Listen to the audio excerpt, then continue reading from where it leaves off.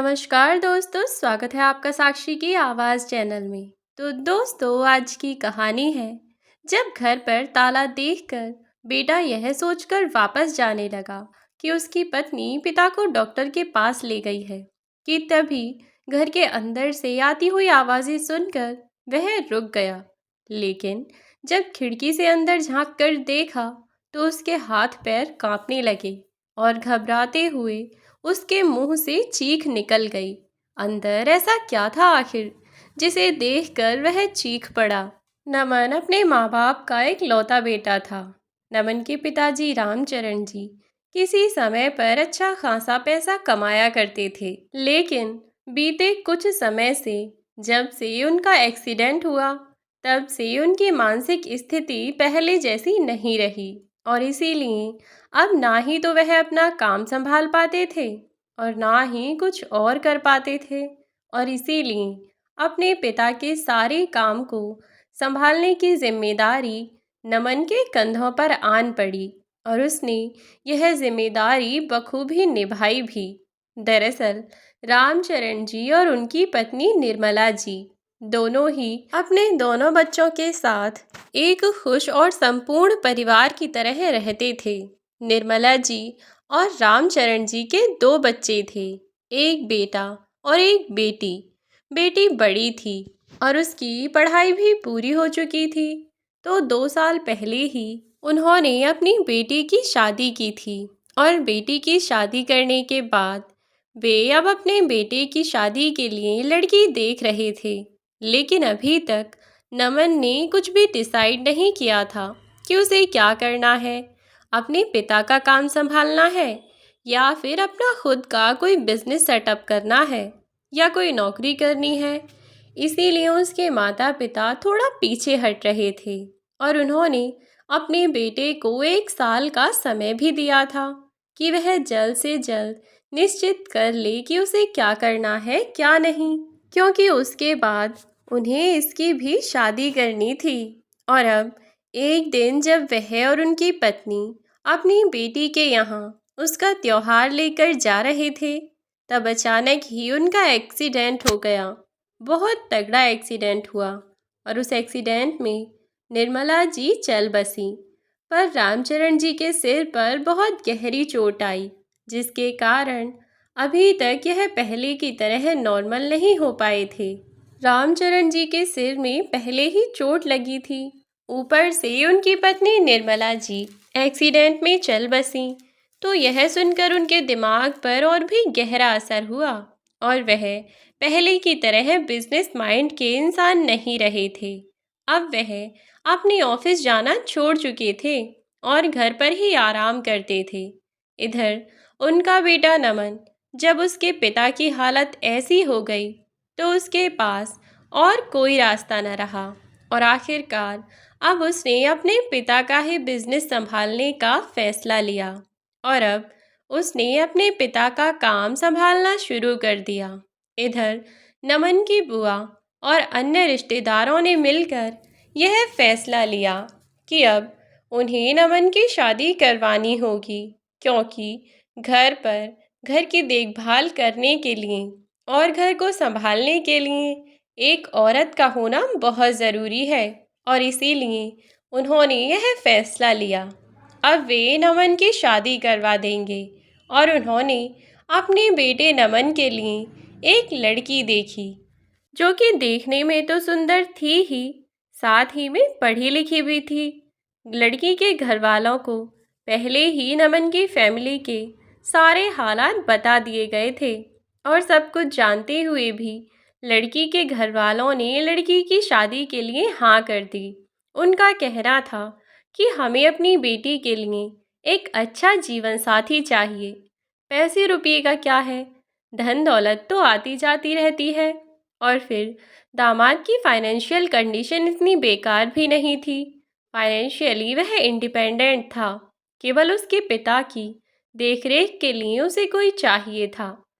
काफ़ी समय तक नमन ने खुद ही अपने पापा का ध्यान रखा और कई बार उसने उनके लिए केयरटेकर भी रखा, लेकिन फिर भी केयरटेकर रखने के बावजूद भी उसे लगता था कि अगर घर का कोई अपना ही ध्यान रखे तो वह ज़्यादा ठीक था।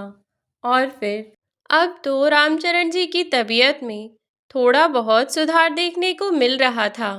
जब से शादी के बाद नमन की पत्नी नीतू शादी करके घर में आई, तब से नमन और भी ज़्यादा निश्चिंत हो गया था।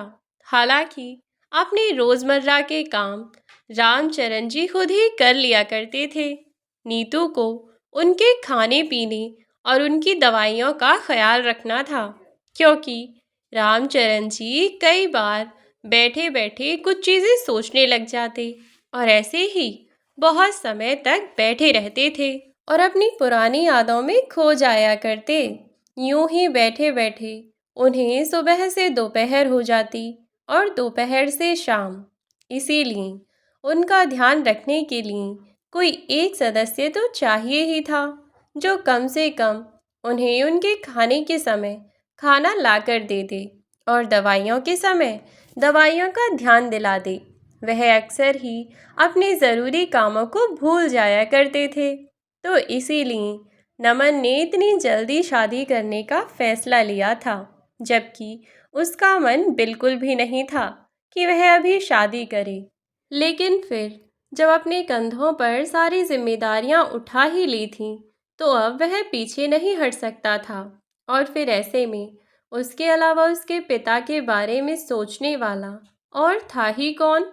अब धीरे धीरे नीतू जब घर में आई, तो वह शुरू शुरू में अपने ससुर का ख्याल रख लिया करती थी। शुरू के एक हफ्ते तो उसने अपने ससुर को समय से दवाई गोली और खाना पीना दे दिया, लेकिन फिर उसके बाद वह अगर फ़ोन में लग जाती तो लग जाती।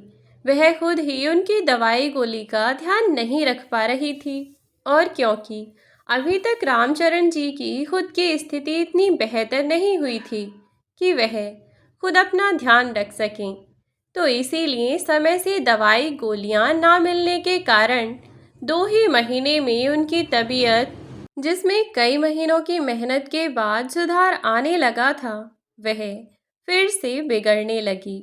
डॉक्टर ने नमन को समझाया कि मैं आपसे पहले भी कह चुका हूँ, उनकी तबीयत सुधारने में जितना समय लगेगा, अगर आप इनकी दवाई गोली का ध्यान नहीं रखते हैं, तो उससे आधे समय में उनकी तबीयत पहले से भी ज़्यादा बदतर हो जाएगी।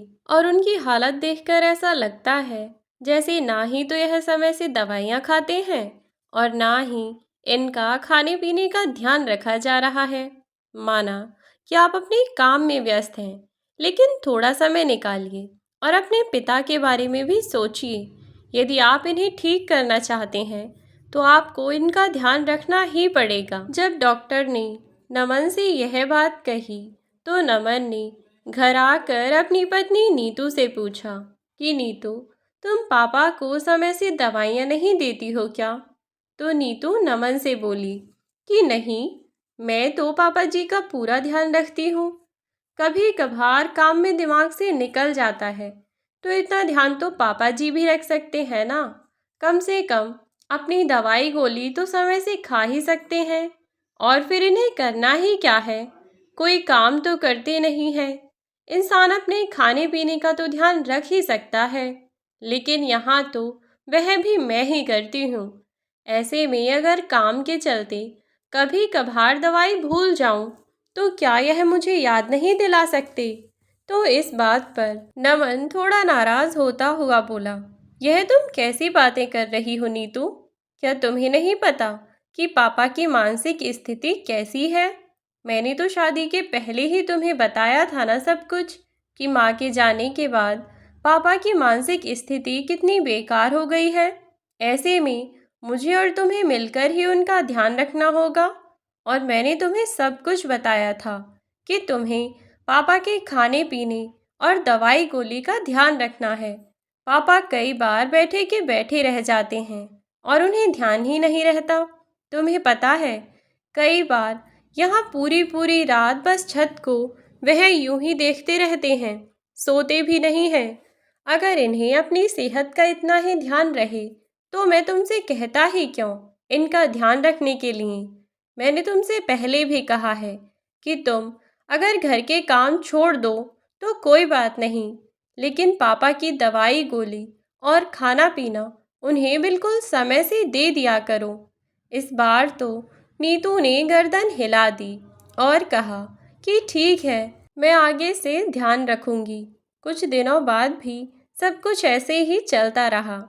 ऐसा नहीं था कि नीतू उनका बिल्कुल ध्यान नहीं रखती थी, लेकिन अगर उसे याद रह गया तो खाना और दवाई दोनों दे दिया करती थी, वरना तो उनसे कहकर अपने कमरे में आराम करने लग जाती कि पापा जी, जब भूख लगे तो खा लेना और समय से दवाई ले लेना।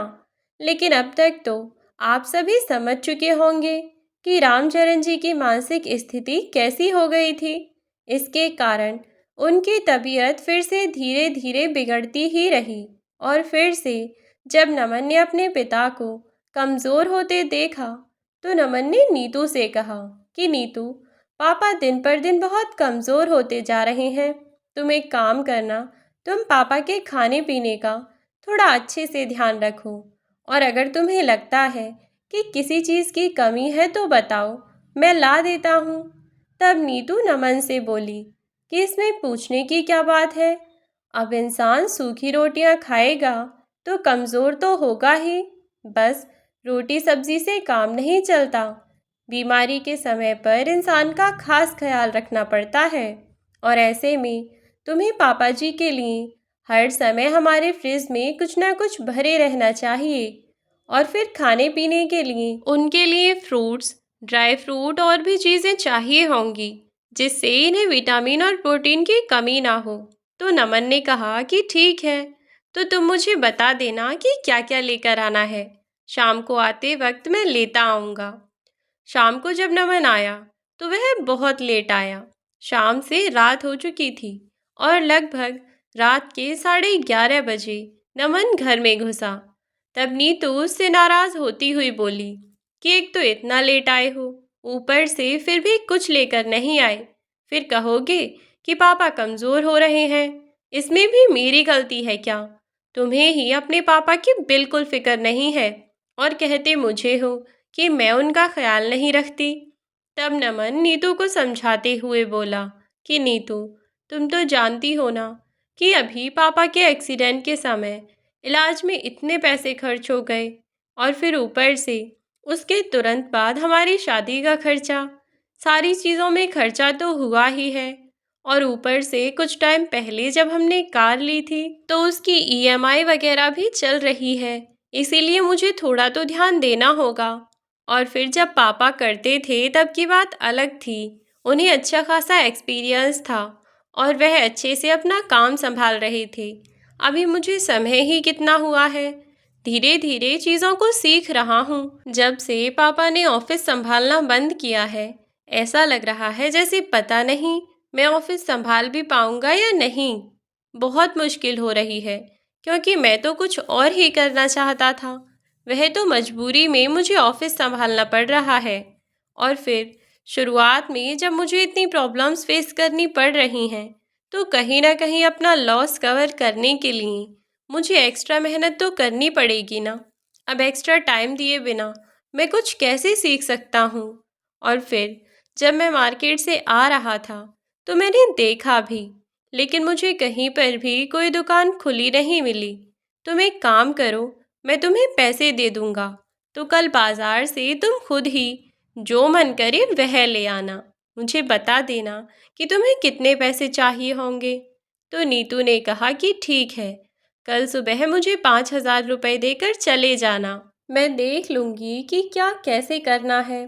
तो नमन ने कहा कि ठीक है, तुम अभी यह पैसे रख लो, सुबह अगर मुझे याद नहीं रहा तो फिर से तुम मुझे ऐसे ही ताने दोगी, इसीलिए अभी पैसे रख लो। इतना कहकर हंसते हुए नमन ने उसके हाथ में पैसे थमा दिए और फिर वे दोनों खाना खाकर सो गए।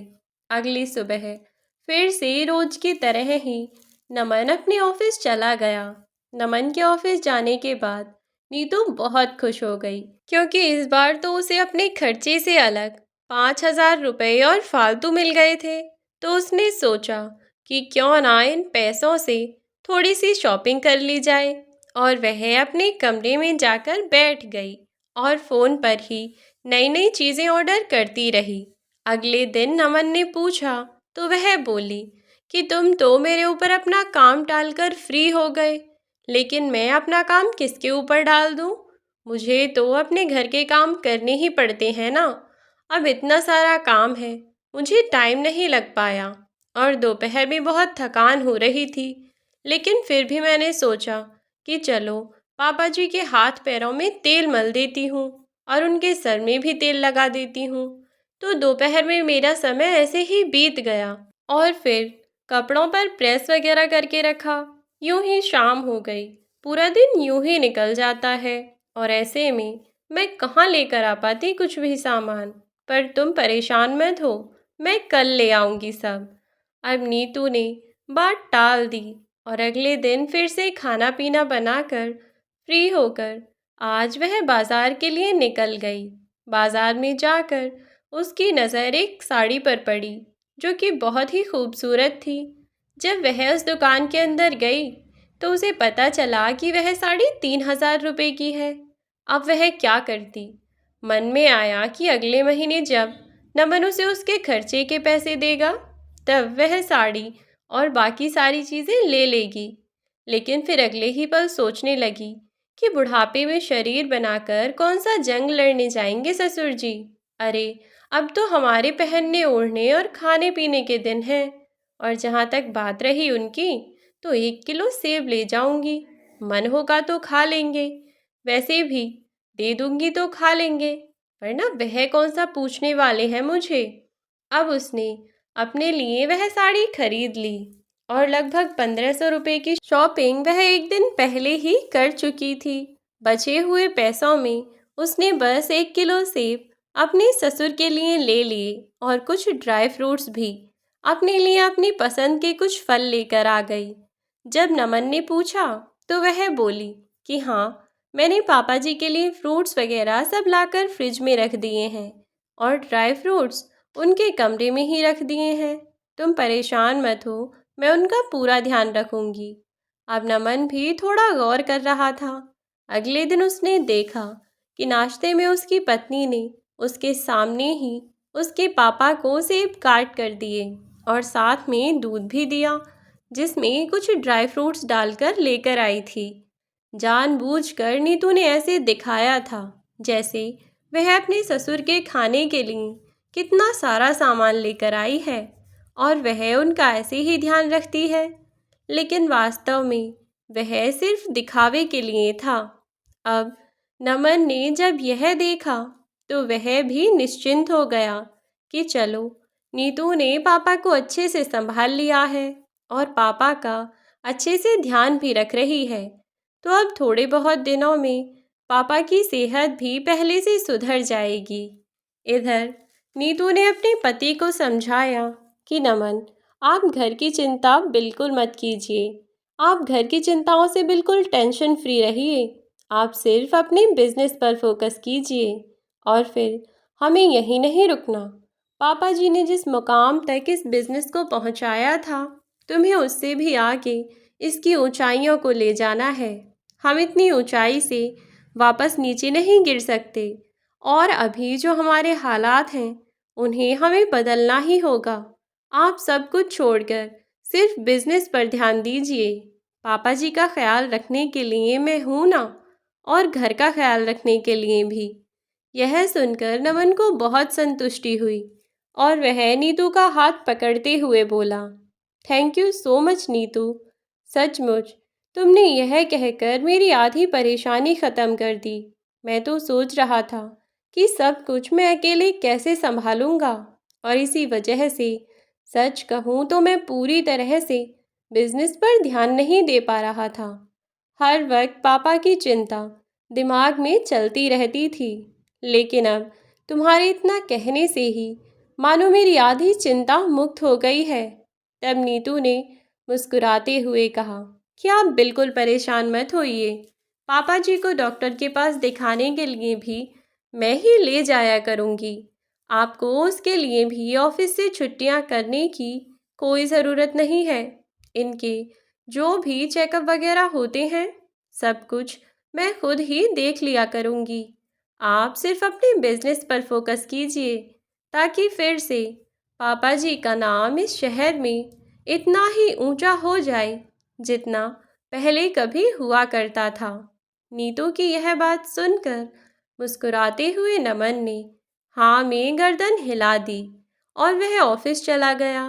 अब नमन सुबह जल्दी ऑफिस जाता और रात को देर से ऑफिस से आता और जी तोड़ मेहनत करने में लगा हुआ था, ताकि वह किसी भी तरह से अपने ऑफिस को फिर से उन्हीं ऊंचाइयों पर पहुंचा सके, अपना बिजनेस फिर से बढ़ा सके। इसके लिए उसने काम करना शुरू कर दिया।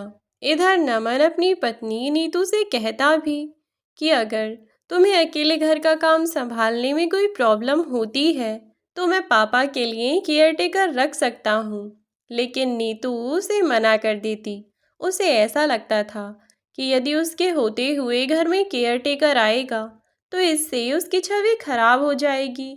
सब लोग यही कहेंगे कि अकेली बहू है, अपने ससुर के खाने पीने तक का ध्यान नहीं रख सकती, उसके लिए भी नौकरों की ज़रूरत है। बिल्कुल भी परिवार के बारे में सोचकर चलने वाली लड़की नहीं है। बस इन्हीं सब बातों को सोचते हुए वह मना कर देती और इधर अपने ससुर का ढंग से ध्यान भी नहीं रख पा रही थी। सुबह नाश्ते के बाद अगर गोली दे दी कभी, तो कभी दोपहर में सोती की सोती रह गई, तो कभी उनकी दवाई छूट जाया करती थी। कभी सुबह उन्हें नाश्ता देने के बाद खाना बनाने में लग गई तो उनकी दवाई गोली छोड़ दिया करती थी। इसी तरह से काफ़ी समय तक यही सब चलता रहा और धीरे धीरे रामचरण जी की तबीयत पहले से बिगड़ने लगी। पत्नी की मौत के बाद उन्हें जैसे एकदम से दौरे पड़ने लगते थे, तो बस फिर से उनके साथ ऐसा ही होने लगा। नमन को लेकिन इस बारे में उसकी पत्नी ने कुछ नहीं बताया। जब वह इस तरह बर्ताव करने लगे तो नीतू ने उन्हें कमरे में बंद करना शुरू कर दिया और असली मुसीबत तो रामचरण जी के लिए अब शुरू हुई थी, क्योंकि अब नीतू उन्हें खाना पीना देने के लिए भी नहीं जाया करती थी। अब बाहर से ही उन्हें खाने पीने के लिए उनका सामान पकड़ा दिया करती थी। यहाँ तक कि अब तो वह उनके कमरे में जाना भी पसंद नहीं करती थी।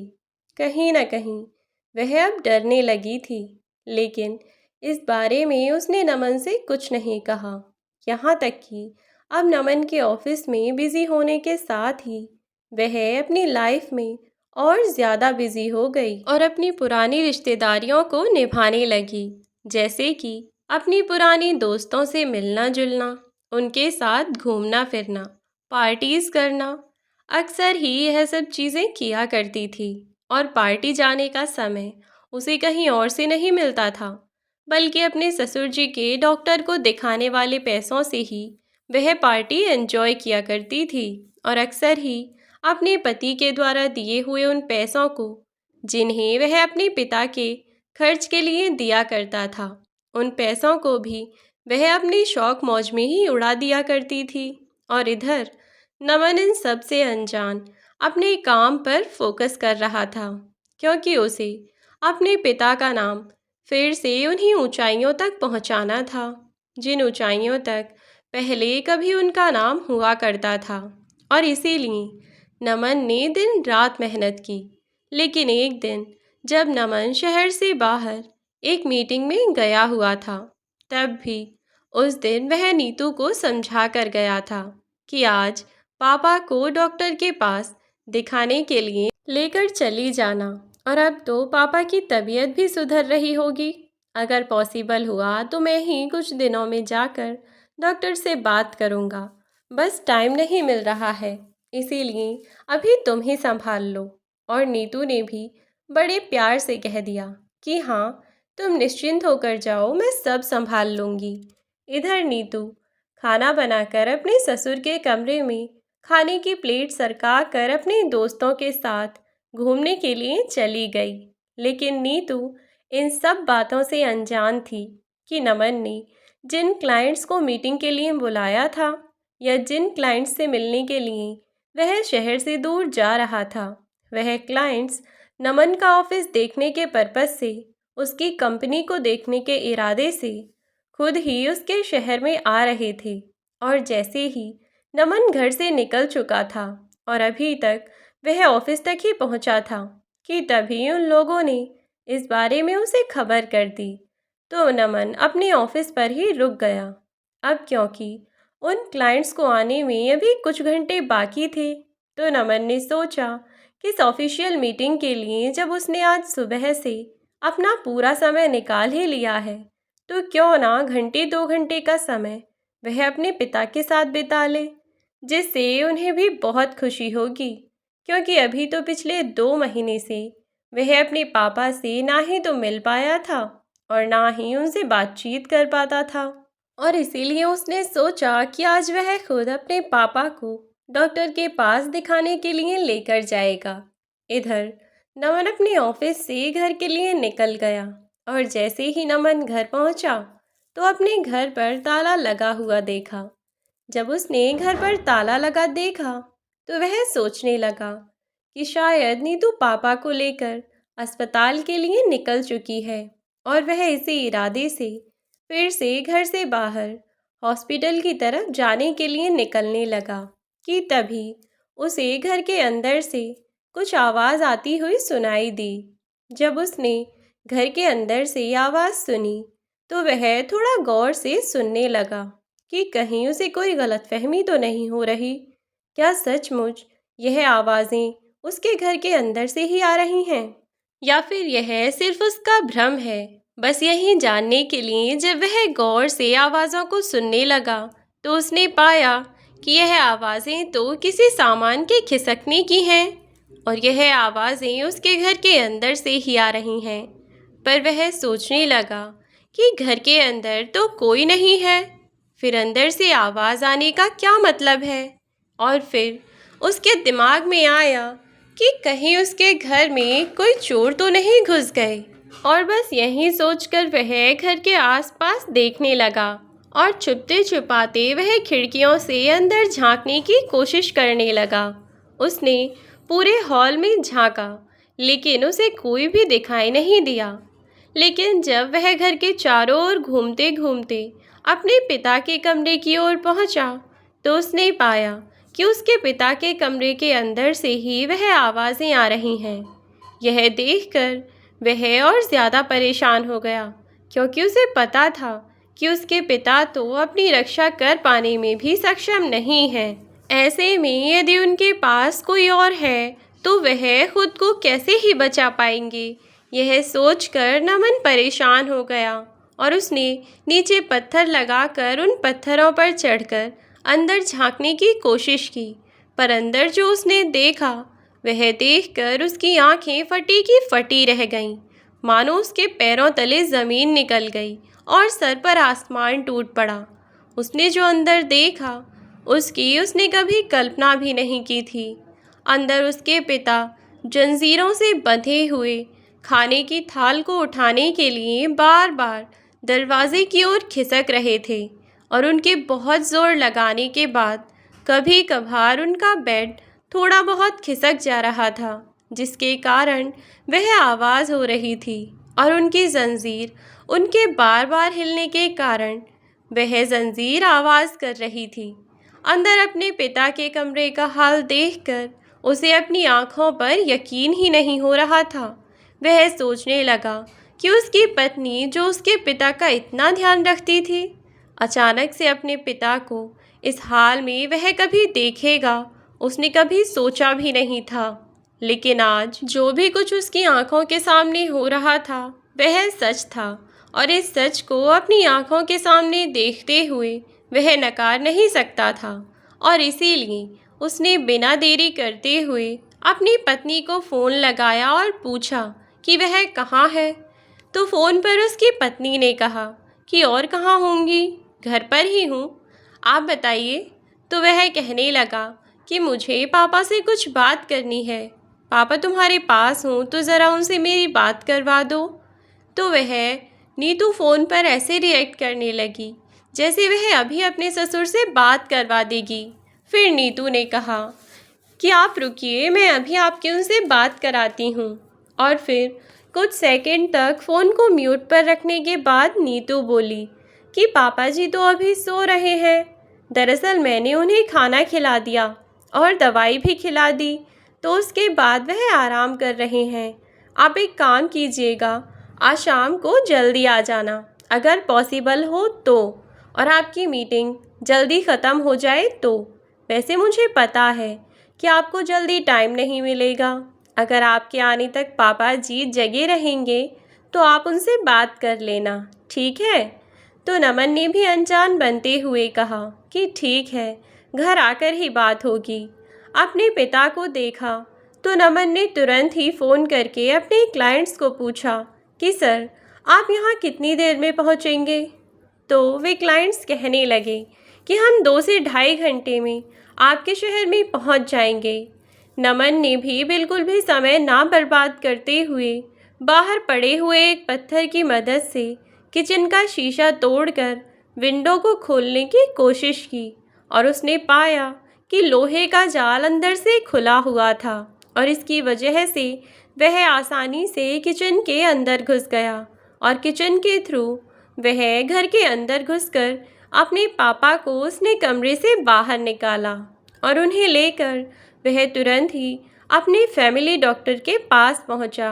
उनकी ऐसी हालत देखकर वह डॉक्टर भी नमन पर भड़क पड़ा और फिर नमन ने उन्हें जल्दबाजी में ही सारी बातें समझाईं और कहा कि अंकल, आप किसी भी तरह से पापा को ठीक कर दीजिए। आगे से मैं इनका पूरा ध्यान रखूँगा, खुद ही आगे से इनका ख्याल रखूँगा और इन्हें किसी और के ऊपर नहीं छोड़ूंगा। आप प्लीज़ मेरे पापा को बचा लीजिए अंकल। हाथ जोड़कर उनसे प्रार्थना करने लगा। तो उस डॉक्टर ने जल्दबाजी में रामचरण जी का इलाज शुरू कर दिया, और थोड़े ही समय बाद जब रामचरण जी को फ़ायदा लगा तो नमन अब जाकर थोड़ा निश्चिंत हुआ। तब डॉक्टर ने नमन को कहा कि फ़िलहाल उसके पापा को होश आने में थोड़ा समय लगेगा, क्योंकि डॉक्टर ने उन्हें नींद का इंजेक्शन दिया था, क्योंकि वह बहुत ज़्यादा पैनिक कर रहे थे, और डॉक्टर ने उन्हें उनकी दवाइयाँ भी दी और नमन को समझाया कि वह निश्चिंत होकर अपना काम संभाल सकता है। फ़िलहाल के लिए उसकी मीटिंग बहुत इम्पोर्टेंट है, क्योंकि वह अपने पिता का नाम तभी ऊंचाइयों तक पहुंचा सकता है जब वह पूरी शिद्दत से अपना काम करे, और इसके लिए उसकी आज की मीटिंग बहुत इम्पोर्टेंट थी। इसीलिए डॉक्टर ने समझा कर नमन को मीटिंग में भेज दिया, और नमन ने अपने पिता के कारण थोड़ा डिस्टर्ब होते हुए वह मीटिंग तो अटेंड कर ली, लेकिन साथ ही उन लोगों को अपनी सारी स्थिति के बारे में भी बता दिया कि किस तरह वह अपने पिता को अस्पताल में एडमिट कराकर ही यहाँ पहुँचा है। तब उन लोगों ने नमन के हौसले और उसकी सूझबूझ की दाद देते हुए कहा कि इन हालात में भी आपने इतनी अच्छी प्रेजेंटेशन रेडी कर दी, यह कोई मामूली बात नहीं है। और वे लोग उससे खुश होकर उसे कॉन्ट्रैक्ट देकर चले गए। लेकिन आज की शाम जैसे नीतू पर बहुत भारी पड़ने वाली थी। मीटिंग अटेंड करते ही नमन अपने घर पहुंचा, और जैसे ही नीतू घर पहुंची तो सामने सोफे पर बैठे हुए नमन को देखकर उसका हलक सूख गया, और वहीं की वहीं आंखें फाड़ कर बस नमन को देखती रही, जैसे उसके मुंह से आवाज़ ही नहीं निकल रही थी। तब नीतू बोली, नमन, आप यहाँ? मेरा मतलब आप तो मीटिंग में थे ना, फिर अचानक यहाँ कैसे? यह सुनते ही नमन सोफे से उठकर बहुत तेज़ कदमों से उसकी ओर बढ़ता हुआ आया और उसके गाल पर ज़ोरदार थप्पड़ मारा। एक थप्पड़ में नीतू ज़मीन पर दूर जा गिरी। नमन ने बालों के बल नीतू के बालों को पकड़कर उसे ऊपर उठाते हुए कहा, घर पर तो तेरी यह मेहनत चल रही थी और तू मेरे पापा की यह सेवा कर रही थी। तुम जैसी घटिया औरत तो शायद ही दुनिया में कोई और होगी। अरे, इस घर में क्या कमी थी तुझे? आखिर मैंने तुझे किस चीज़ की कमी रखी थी? जो तुझे चाहिए था मैंने हर चीज़, अच्छी बुरी हर खुशी तुझे दी। जो तूने जब मांगा मैंने तुझे ला कर दिया, चाहे उसके लिए मैंने कितनी भी मेहनत की। लेकिन तू इतनी बेगैरत है कि मेरे बीमार पिता के खर्चे को दिए हुए पैसे भी अपनी अय्याशियों में उड़ाती रही, और मैं बेवकूफ़ समझ ही नहीं पाया कि कहाँ से तू इतने रोज़ नए नए महंगे महंगे सैंडल, कपड़े और बाकी चीज़ें लाती रहती है। मैंने तो सोचा ही नहीं कि मेरे बीमार पिता के खाने पीने के पैसों को तू अपने शौक मौज में उड़ा रही होगी। अरे नीच औरत, तेरे माँ बाप ने तुझे यही सिखाया? आज के बाद मेरे घर में मैं तेरी शक्ल भी नहीं देखना चाहता। निकल जा मेरे घर से, और आज के बाद दोबारा यहाँ कदम रखने की कोशिश भी मत करना।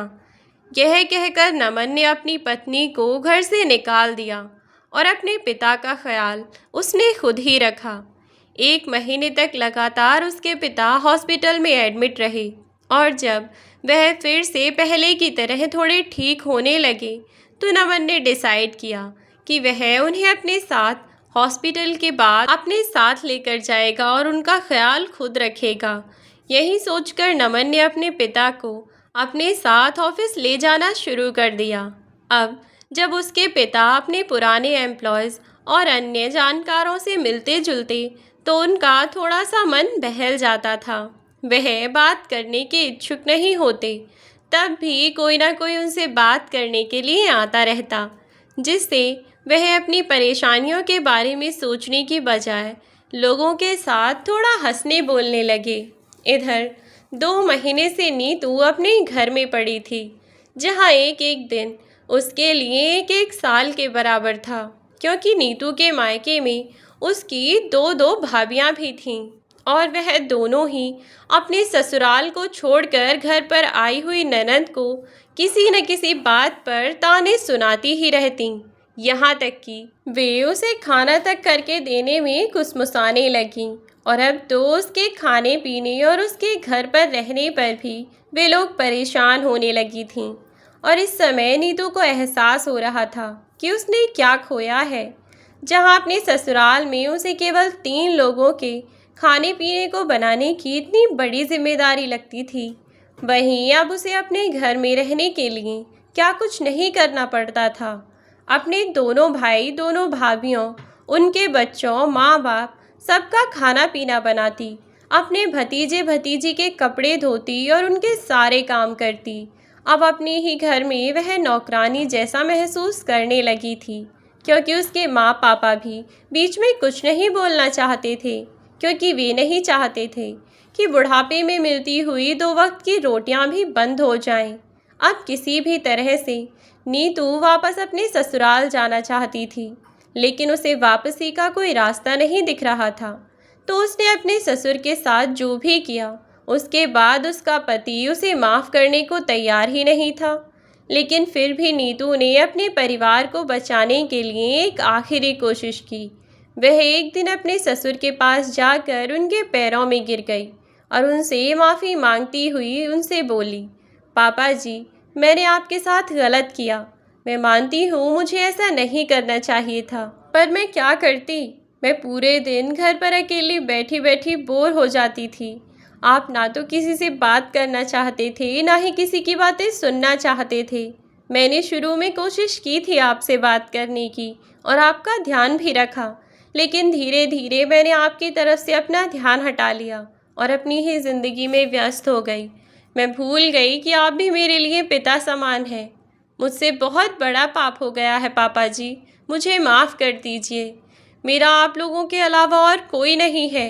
अब वह घर मेरे पापा का नहीं, बल्कि मेरे भैया भाभी का है, और इसीलिए मैं वहाँ रह नहीं सकती। आपके आगे हाथ जोड़ती हूँ पापा जी, मुझसे जो भी गलती हुई है उनके लिए मुझे माफ़ कर दीजिए, पर प्लीज़ अपने बेटे को समझाइए कि मुझे इस तरह ना छोड़ दे, वरना मैं कहीं की नहीं रहूँगी। पापा जी प्लीज़, आपके आगे हाथ जोड़ती हूँ, मुझे माफ़ कर दीजिए। अपनी बहू को अपने आगे यूँ रोता गिड़गिड़ाता हुआ देखकर आखिरकार रामचरण जी को उस पर तरस आ गया, और फिर उनकी बहू ने बताया कि रामचरण जी दादाजी बनने वाले हैं। यह बात सुनकर तो उनकी खुशी का ठिकाना न रहा। उन्होंने अपनी बहू को माफ़ कर दिया, और जब उनकी बहू ने उन्हें बताया कि वह माँ बनने वाली है, तो उन्होंने कुछ भी करके अपने बेटे को मनाने का फैसला कर लिया, और उन्होंने अपने बेटे को कितनी भी कोशिश करने के बाद आखिरकार मना ही लिया कि वह अपनी पत्नी के साथ खुशी खुशी एक परिवार की तरह रही। और अपने पिता के इतना कहने पर नमन ने अपनी पत्नी को एक आखिरी मौका देने की बात कही और साथ ही यह भी कहा कि पिताजी, यदि यह इस बार भी मेरा भरोसा तोड़ती है तो मैं जीवन में कभी भी इसे अपने आसपास भी नहीं आने दूंगा। फिर आप मुझसे इसकी तरफदारी मत कीजिएगा और ना ही मुझसे कोई उम्मीद रखिएगा। मैं इसे एक पहला और आखिरी मौका सिर्फ आपके लिए दे रहा हूँ। और आखिरकार नीतू को अपनी गलती सुधारने का एक मौका मिल गया। नीतू ने अपने ससुर का ख्याल अपने पिता की तरह रखा, क्योंकि उसे पता था कि यदि अब यहाँ से भी उसका दाना पानी उठ जाएगा तो क्या होगा, और वह जिंदगी भर नौकरों की तरह जिंदगी बिताना नहीं चाहती थी। इसलिए उसने अब इस घर को ही अपना घर और इस घर के सदस्यों को ही अपना परिवार मानकर अपना जीवन बिताना शुरू कर दिया। और अब उन चारों का परिवार खुशी खुशी रहने लगा, क्योंकि अब उनके परिवार में चौथा नन्हा सदस्य बढ़ चुका था, जिसके आने से परिवार में खुशियां ही खुशियां आ गईं। और अपने बच्चे की खातिर नमन ने अपनी पत्नी को भी एक आखिरी बार पूरे दिल से अपना लिया। तो दोस्तों, यह थी हमारी आज की कहानी। आज की कहानी आपको कैसी लगी हमें कमेंट बॉक्स में ज़रूर बताएं। यदि वीडियो अच्छी लगी हो तो वीडियो को लाइक और शेयर कर दें। चैनल पर नए हो तो चैनल को सब्सक्राइब करना बिल्कुल ना भूलें। आज के लिए इतना ही, मिलती हूँ नई वीडियो में, तब तक के लिए बाय बाय।